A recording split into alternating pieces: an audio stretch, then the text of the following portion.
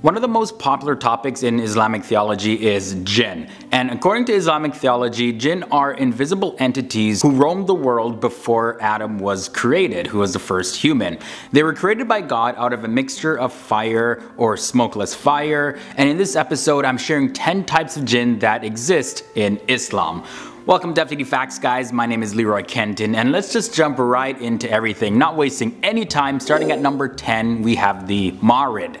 The Marid are considered the most powerful tribe of Jinn, and the word Marid means rebellious. They're the classic type of genies like you would see in movies like Aladdin, and they're often associated with water. Marid can change their shape, and they're said to have a lot of pride and want to show off a lot. Usually depicted with hands folded with a barrel chest. Number 9 brings us Ifrit. Now they're only mentioned in the Quran just one time. In Islam, the term Ifrit is always followed by the expression of the Jinn, the Ifrit of the Jinn. That's how usually sentences are written. They are very powerful and they emerge out of smoke from the ground, and they form into large winged demon creatures, and they actually bleed fire. And they're from the underworld, which is where the evildoers are gonna go for their punishment. We have Ghuls at number 8, and these are Jinn that haunt the cemeteries. They're flesh-eating creatures, and they like to eat living flesh as well as dead flesh. They don't care. Sometimes though, they appear as beautiful women to lure men. Moving on to number 7, we have the Silat. So these also take on the form of beautiful women to lure men, and they also have intercourse with them and can procreate with them. These are akin to the succubus, but the Silat aren't always around doing evil things. Sometimes they do a bit of good as well. Number 6 brings us the Shiqg. So the Shiqg is a lower form of Jinn and also a half creature, really half formed creature. They look very weird, and it's said that they go after travelers who just aren't paying attention. And the scary thing is that the Shiqg are able to procreate also with human beings, and they can produce offspring, and these offspring are called Nas, and they also look a lot like the Shiqg. Next up, we have the Hatif. So Hatif is a type of Jinn. They have no physical form, they're just disembodied voices, and the Hatif mimic the voices of people's loved ones and call out their names. And again, they have no form, but they always sound like somebody that you know, whether it's a close friend or family member, somebody that you're related to. So if you do hear your name being called out and it sounds like somebody that you know but you don't see anybody, it could be a Hatif.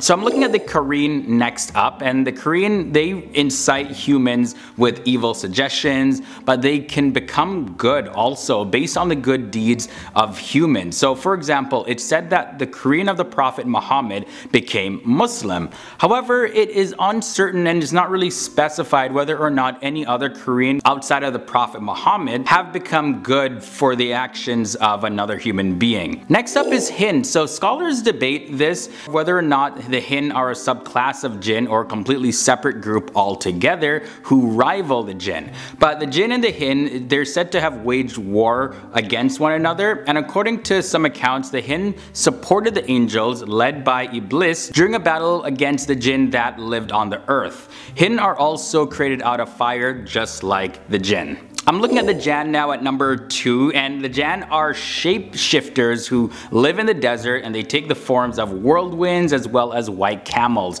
Now they're pretty open-minded when it comes to humans. They have the power to hide or reveal bodies of water in the desert, and this is all just dependent on whether or not they like a particular traveler. The Jann are also the enemy of the Ghuls, and throughout history the Jann have protected quite a bit of armies that they have deemed righteous while stopping those who are seen to be unworthy. So history is greatly affected of whether or not the Jann step in like this. And at number 1, we have the Palis. So the Palis is just straight up creepy. They are vampiric foot lickers that are found in the desert. And according to the legends, they are not that smart though. They attack people when they're sleeping, and they drain their blood by licking the bottom of their feet. And since they're not very smart, you can easily fool them just by covering the bottoms of your feet, and they're gonna be like, I have no idea what to do. Okay guys, so those were 10 types of Jinn that exist in inside of Islamic theology, and by no means was this an exhaustive study of the jinn. There are more types that I didn't even mention in this episode, so sound off below in the comment section and let me know your thoughts. Now if you made it this far and you want to check out another video like this, well, you can just click the annotation by my head. It'll take you to another video that you'll definitely love. Also, if you haven't done so already, hit that subscribe button and ring that bell so you can be notified of our future daily episodes here on FTD Facts. Okay, it was great hanging out with you once again, and I can't wait to see you tomorrow in another episode.